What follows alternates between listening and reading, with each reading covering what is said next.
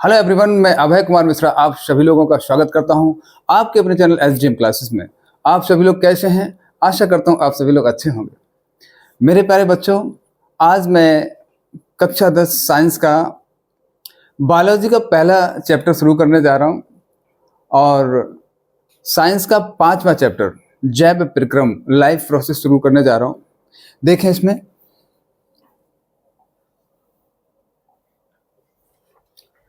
बच्चों, अध्याय 5 जैव प्रक्रम लाइफ प्रोसेस कहते हैं इसको। जैव प्रक्रम से आपको थोड़ा सा कम समझ में आ रहा होगा, लेकिन अगर इंग्लिश इसका वर्ड देखें आप, लाइफ प्रोसेस, जीवन को जीने की विधियां। प्रोसेस मीन्स होता है विधियां, जीवन को आगे बढ़ाने की विधियां, प्रोसेस।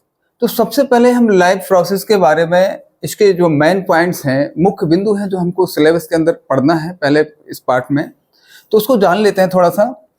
इसमें सबसे पहले हमको क्या पढ़ना है? पोषण पढ़ना है। इसमें बच्चों सबसे पहले क्या पढ़ना है? पोषण पढ़ना है। पोषण के अंतर्गत हम पढ़ेंगे पोषण तथा पोषण के प्रकार, पोषण तथा पोषण के प्रकार, प्रकाश संश्लेषण पढ़ेंगे इसके अंतर्गत, रंध्र की संरचना, पत्ती की संरचना भी इसी के अंतर्गत पढ़ेंगे हम, और अमीबा में पोषण पढ़ेंगे, और मानव में पोषण और पाचन तंत्र का अध्ययन करेंगे पोषण के अंतर्गत। इसके बाद इसका दूसरा आता है भाग श्वसन तंत्र। श्वसन तंत्र के अंतर्गत हम पढ़ेंगे मानव श्वसन तंत्र के बारे में पढ़ेंगे, और श्वसन तथा इसके प्रकार पढ़ेंगे, ऑक्सी श्वसन, अनऑक्सी श्वसन। इसके बाद पढ़ेंगे परिवहन तंत्र। इसके अंतर्गत हम पढ़ेंगे रुधिर, रुधिर का संगठन, रुधिर के कार्य पढ़ेंगे, और दूसरा पढ़ेंगे आप मानव हृदय तथा दोहरा परिसंचरण, मानव हृदय की संरचना पढ़ेंगे इसमें, और पादपों में परिवहन भी पढ़ेंगे इसी के अंतर्गत। और चौथा है आपका भाग उत्सर्जन तंत्र। इसमें आप मनुष्य के उत्सर्जन तंत्र के बारे में पढ़ेंगे, कितने प्रकार के उत्सर्जन तंत्र पाए जाते हैं। मुख्य उत्सर्जन तंत्र वृक्क होता है, इसका किडनी होता है, और इसके बाद इसमें पढ़ेंगे वृक्काणु की संरचना, जो कि किडनी वृक्क की एक कार्यात्मक और संरचनात्मक इकाई है, वेरी इंपॉर्टेंट टॉपिक है। और फिर पढ़ेंगे हम पादपों में उत्सर्जन भी पढ़ेंगे, इसके साथ में बाष्पोत्सर्जन भी पढ़ेंगे। चलो बच्चों देखते हैं, थोड़ा सा आगे देखें। सबसे पहले देखते हैं जैव प्रक्रम क्या होता है। जैव प्रक्रम क्या होता है बच्चों? जैव प्रक्रम लाइफ प्रोसेस क्या है? वे सभी प्रक्रम जो सम्मिलित रूप से अनुरक्षण का कार्य करते हैं, वे सारे प्रक्रम, वो सारे प्रोसेस, वो सारी विधियां जो अनुरक्षण का कार्य करते हैं, जैव प्रक्रम कहलाता है। क्या कहलाता है? जैव प्रक्रम कहलाता है। अनुरक्षण का मतलब क्या होता है? देखिए जरा, अनुरक्षण का मतलब होता है किसी जीव के विकास एवं वृद्धि में योगदान करना, उसको कहते हैं अनुरक्षण। कौन करेगा? कहोगे ये सारी चीजें करेंगी आपके अनुरक्षण का कार्य। कौन कौन सी चीजें करेंगी? कहोगे पोषण करेगी, और श्वसन करेगा, और परिवहन करेगा, और उत्सर्जन करेगा। ये चारों चीजें इस लेसन के अंतर्गत हम चारों चीजें पढ़ने वाले हैं, पोषण, श्वसन, परिवहन, उत्सर्जन। और ये सारी चीजें क्या करती हैं? अनुरक्षण का कार्य करती हैं, जीवों की वृद्धि और विकास में योगदान देती हैं। जैसे कि देखिए, पोषण है, यदि कोई जीव, जब तक उसको पोषण नहीं मिलता है, जब तक उसको खाद्य पदार्थ नहीं मिलेगा, वो ऊर्जा ग्रहण नहीं कर पाएगा। जब उसको खाद्य पदार्थ मिलेगा खाने के लिए, तो क्या करेगा? वो ऊर्जा ग्रहण करेगा, इसके बाद ही अपने शरीर की वृद्धि और विकास करेगा, उपापचयी क्रियाओं को आगे बढ़ाएगा। इसको कहते हैं पोषण। और पोषण के बाद श्वसन क्रिया है बच्चों। इन चारों चीजों में से अगर एक भी चीज बाकी रह जाती है तो लाइफ प्रोसेस नहीं हो सकता है, जैव प्रक्रम नहीं हो पाएगा। ये चारों चीजों की आवश्यकता है, किसके लिए? जैव प्रक्रम के लिए, लाइफ प्रोसेस के लिए। तो पहला पोषण हो गया बच्चों। इस पोषण के अंतर्गत क्या करना है? खाद्य पदार्थों को ग्रहण करता है जीव, और उससे ऊर्जा प्राप्त करता है। उस ऊर्जा को अपने शरीर की वृद्धि और विकास में लगाता है, और सारी उपापचयी क्रियाओं को करता है। देखें, जितना आवश्यक बच्चों पोषण होता है, उससे ज्यादा आवश्यक श्वसन क्रिया होती है। देखिए, श्वसन क्रिया, अगर श्वसन नहीं होगा तो भोजन अंदर ही नहीं जाएगा। जी हाँ, श्वसन क्रिया में क्या होता है? ग्लूकोज ऑक्सीजन से अभिक्रिया करेगा, इसके बाद कार्बन डाइऑक्साइड को बाहर निकालेगा, जब तक ऑक्सीजन अंदर नहीं जाएगी, जब तक ब्लड का परिवहन नहीं होगा, तो श्वसन नहीं होगा, तो सारी प्रोसेस आपकी जहाँ के तहाँ रह जाएगी, कोई मतलब नहीं होगा पोषण का। इसके बाद देखें परिवहन। इस श्वसन करने के लिए बच्चों परिवहन की विशेष आवश्यकता है, क्योंकि ऑक्सीजन ब्लड के द्वारा ही जाती है। ऑक्सीजन किसके साथ जाती है? ब्लड, रुधिर के साथ, हीमोग्लोबिन के साथ ही क्या जाता है? ऑक्सीजन जाता है। यदि आप परिवहन नहीं होगा शरीर के अंदर, एक स्थान से दूसरे स्थान पर यदि ब्लड नहीं पहुंचेगा, तो क्या हो जाएगा? ब्लड की क्लॉटिंग हो जाएगी और कोई भी जीव समाप्त हो जाएगा, उसका कोई प्रोसेस नहीं हो पाएगा। इसको बहुत ही ज़्यादा इम्पोर्टेंट चीज़ है परिवहन। इसके बाद उत्सर्जन बच्चों, जब भी कोई जीव कोई खाद्य पदार्थ को ग्रहण करता है, उससे ऊर्जा ग्रहण करता है, ऊर्जा ग्रहण करने के पश्चात बच्चों जो पाचन क्रिया होती है, उस पाचन क्रिया में कुछ पोषक तत्व तो वो एब्जॉर्ब कर लेता है, लेकिन कुछ अवशिष्ट पदार्थ भी रह जाते हैं जिनको शरीर के बाहर निकालना बहुत आवश्यक होता है। यदि उन पदार्थों को बाहर ना निकाला जाए तो शरीर क्या है, किस काम का? सब इन्फेक्टेड हो जाएगा, पूरा शरीर समाप्त हो जाएगा, जीव समाप्त हो जाएगा यदि उसमें उत्सर्जन नहीं होगा। तो उस जितना आवश्यक पोषण है, उससे ज़्यादा आवश्यक श्वसन है, और श्वसन से ज़्यादा आवश्यक परिवहन है, और उसके साथ भी क्या है? उत्सर्जन भी बड़ा आवश्यक है। ये चारों चीज़ें लाइफ प्रोसेस में होना बहुत आवश्यक है। चलिए बच्चे, सबसे पहले देखते हैं, पहला टॉपिक देखेंगे पोषण। देखते हैं पोषण क्या होता है। बच्चे, न्यूट्रिशन जीवों द्वारा ग्रहण किए गए जीवों द्वारा ग्रहण किए गए भोज पदार्थों तथा अन्य खाद्य पदार्थों का पाचन करके, जीवों के द्वारा ग्रहण किया गया भोज पदार्थ, अन्य खाद्य पदार्थों का पाचन कर उससे क्या प्राप्त होता है बच्चों? ऊर्जा का अवशोषण करके, ऊर्जा को प्राप्त करके उसका उपयोग कहाँ किया जाता है? शरीर के वृद्धि एवं विकास में किया जाता है। शरीर के वृद्धि एवं विकास में किया जाता है, जिससे हम क्या कहते हैं? पोषण कहलाता है बच्चों। ये पोषण कहलाता है। फिर से देखें, जीवों के द्वारा जो भोज पदार्थों को ग्रहण किया जाता है, अन्य खाद्य पदार्थों को ग्रहण किया जाता है, उसके साथ उसका पाचन किया जाता है। पाचन के बाद ऊर्जा का अवशोषण किया जाता है, ऊर्जा प्राप्त होती है, उसको अवशोषित करके उस ऊर्जा का उपयोग शरीर के वृद्धि एवं विकास में करना ही क्या कहलाता है? पोषण कहलाता है, न्यूट्रिशन कहलाता है बच्चों। क्या कहलाता है? न्यूट्रिशन कहलाता है। पोषण के प्रकार देखेंगे, टाइप ऑफ न्यूट्रिशन के कितने प्रकार हैं? पोषण दो प्रकार का होता है। सबसे पहला स्वपोषण और परपोषण, ऑटोट्रॉफ एंड हेटेरोट्रॉफ कहलाता है बच्चों ये, स्वपोषण और परपोषण। स्वपोषण क्या होता है बच्चों, देखें जरा। चलो इसके साथ हम थोड़ा सा आपको एक चीज बताते हैं। देखें बच्चे, स्वपोषण के पहले जरा देखें, मान लीजिए यहाँ पे क्या है, जो प्रक्रम बन रहा है, मान लीजिए यहाँ पे क्या है, कोई जीव है बच्चे, कोई जीव है, यहाँ पे कोई जीव है। तो बच्चों ध्यान रखना, अगर कोई जीव है, कोई भी सजीव चीज है, कोई जीव है, तो जीव का मतलब है उसको क्या करना है? अपनी वृद्धि एवं विकास के लिए भोज पदार्थ की बेहतरीन आवश्यकता है। तो इसको किस चीज की आवश्यकता है बच्चों? भोज पदार्थ की आवश्यकता है। भोज पदार्थ को बोलेंगे भोज पदार्थ। इसको भोजन की आवश्यकता होगी, बिना भोजन के ये कुछ भी नहीं कर पाएगा। जब तक ये भोज पदार्थ से क्या ऊर्जा ग्रहण नहीं कर लेता, तब तक आगे अपनी प्रोसेस नहीं बढ़ाने वाला है। भोज पदार्थ का मतलब होता है बच्चों ग्लूकोज। क्या होता है? ग्लूकोज। इसको किस चीज की आवश्यकता होगी? सबसे ज्यादा अगर पहली आवश्यकता होगी वो होगी ग्लूकोज की आवश्यकता होगी। और जो ग्लूकोज होता है बच्चों, इसका निर्माण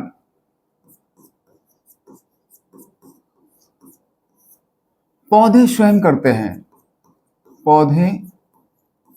पेड़ पौधे जो प्लांट्स होते हैं बच्चों, ये क्या करते हैं? इसका निर्माण स्वयं करते हैं, इस ग्लूकोज का निर्माण स्वयं करते हैं। और ग्रहण कौन करता है इनको? और ग्रहण कौन करता है इनको कहोगे?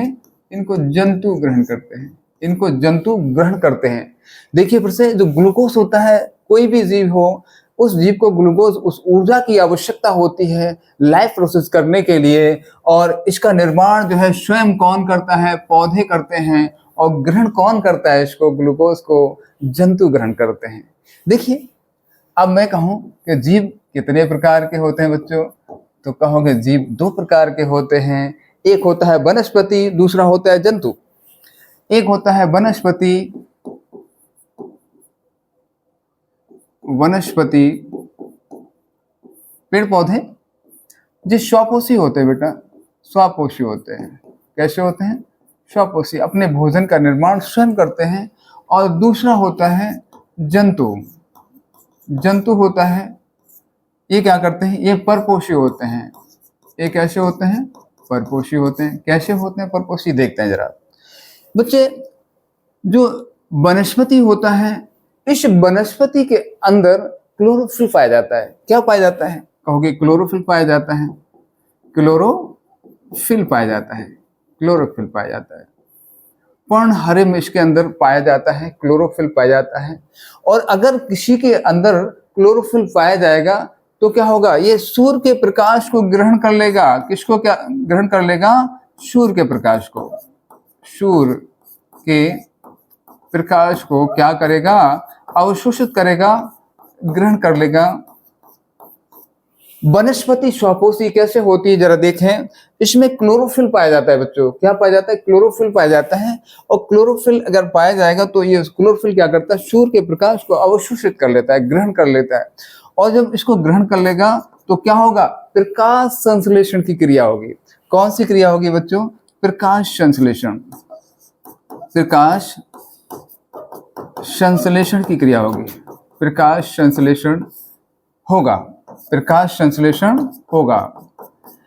अगर सूर्य का प्रकाश ग्रहण करेगा तो क्या होगा? प्रकाश संश्लेषण की क्रिया होगी। और अगर प्रकाश संश्लेषण की क्रिया होगी तो बच्चों ग्लूकोज का निर्माण होगा। कैसे होगा? CO2 और प्लस H2O आपस में क्रिया करके क्या बना लेंगे? कहोगे ग्लूकोज बना लेंगे। ग्लूकोज का निर्माण कर देंगे। ग्लूकोज का निर्माण कर देंगे। जो ये CO2 होती है बच्चे, ये वातावरण से प्राप्त की जाती है। कहाँ से? वायुमंडल से प्राप्त की जाती है। जो H2O होता है बच्चों, ये कहाँ से मिलता है? ये मिट्टी से, नीचे मिट्टी से प्राप्त किया जाता है। मिट्टी से जल प्राप्त करते हैं जड़ों के द्वारा। ये दोनों ही आपस में क्रिया करके ग्लूकोज का निर्माण करते हैं। ये इस प्रकार पौधे स्वपोषी होते हैं, ये स्वयं ग्लूकोज का निर्माण कर देते हैं। इसको देखेंगे बच्चों, इसको देखें। जंतु होते हैं बच्चों, इनमें क्लोरोफिल नहीं पाया जाता। कहोगे क्लोरोफिल नहीं पाया जाता है। क्लोरोफिल कहोगे क्लोरोफिल इसमें नहीं पाया जाता। जब क्लोरोफिल नहीं पाया जाएगा तो कहोगे सूर्य का प्रकाश ग्रहण नहीं करेंगे। सूर्य का प्रकाश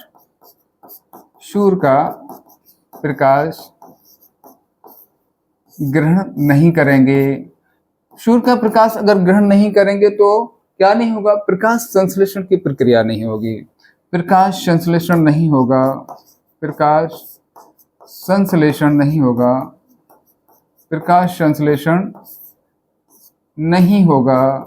अगर प्रकाश संश्लेषण नहीं होगा तो ग्लूकोज क्या करेंगे? ग्लूकोज का निर्माण भी नहीं होगा। तो ग्लूकोज कहाँ से मिलेगा इनको? तब ग्लूकोज जो होता है बच्चे, ये कहाँ से ग्रहण करते हैं ग्लूकोज को? ये पौधों से ग्रहण करेंगे। ग्लूकोज पौधों से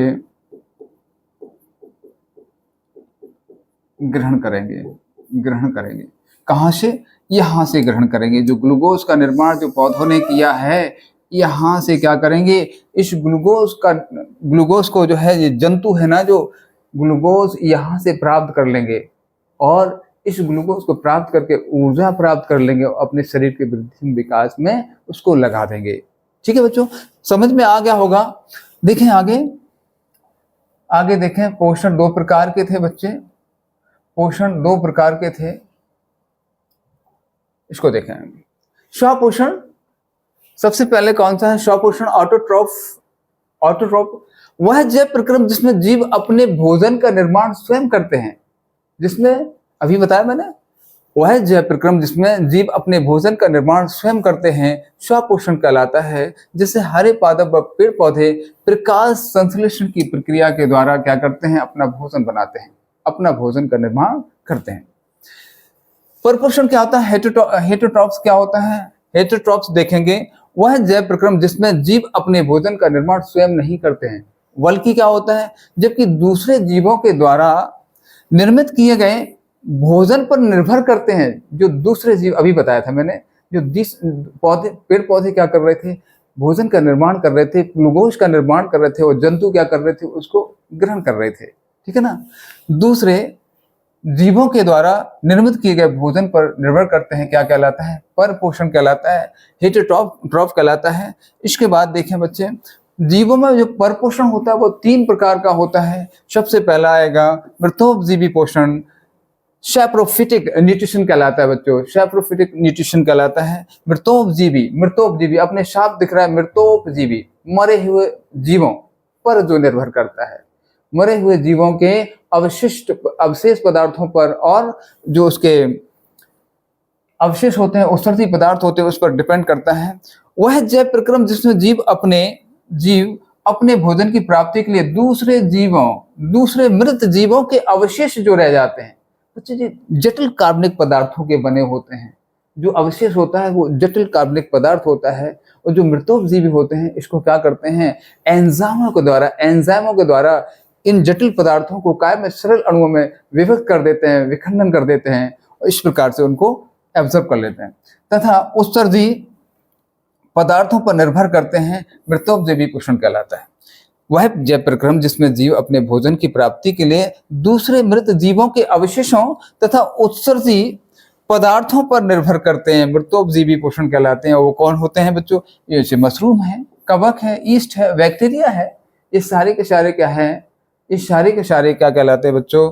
इस सारे के सारे कहलाते हैं मृतोपजीवी कहलाते हैं। कभी कभी इसी प्रकार का क्वेश्चन आ जाता है, बताइए निम्नलिखित में से कौन मृतोपजीवी है? अगर इनमें से कोई आपको दिख जाए तो कह देना ये मृतोपजीवी है। ठीक है, आगे देखें, नेक्स्ट देखते हैं अगला, पैरासिटिक न्यूट्रिशन, परजीवी पोषण। साफ दिख रहा है, परजीवी जो दूसरे जीवों पर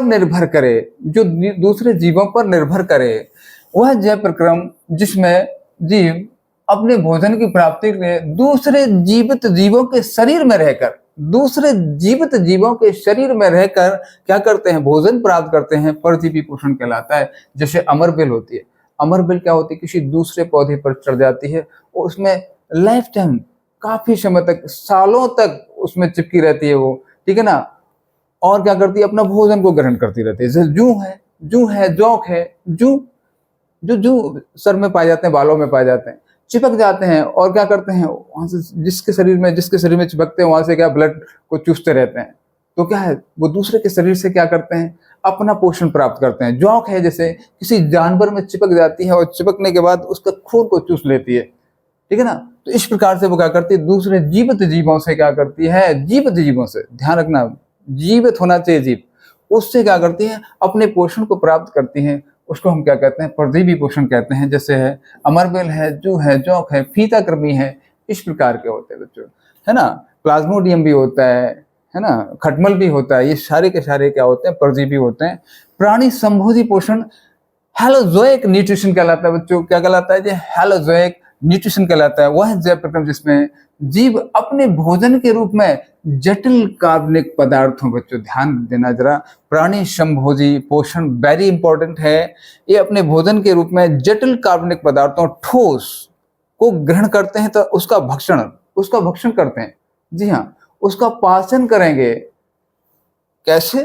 प्राणी संभोजी है तो जब जटिल कार्बनिक पदार्थों को ये ग्रहण करते हैं बच्चों, तो क्या होता है? इसकी प्रोसेस ऐसे नहीं होगी, ये एंजाइमों के द्वारा इसको सरल कार्बनिक अणु में तोड़ डालते हैं। इस प्रकार से इनका भक्षण होता है, इस प्रकार से इनका पोषण होता है, तो उनका भक्षण करते हैं, प्राणी संभोजी पोषण कहलाता है। इन जीवों में पाचन तंत्र पाया जाता है। जी हाँ बच्चों, प्राणी संभोजी जो होते हैं, पोषण करने वाले होते हैं जीव, उनमें क्या पाया जाता है? पाचन तंत्र पाया जाता है। प्राय सभी जीव इसी प्रकार के होते हैं, लगभग सभी जीव इसी प्रकार के होते हैं जिनमें पाचन तंत्र पाया जाता है। देखिए, जैसे अमीबा है, गाय है, बकरी है, मनुष्य है, शेर है, मेढक है, ये सब के सब क्या हैं?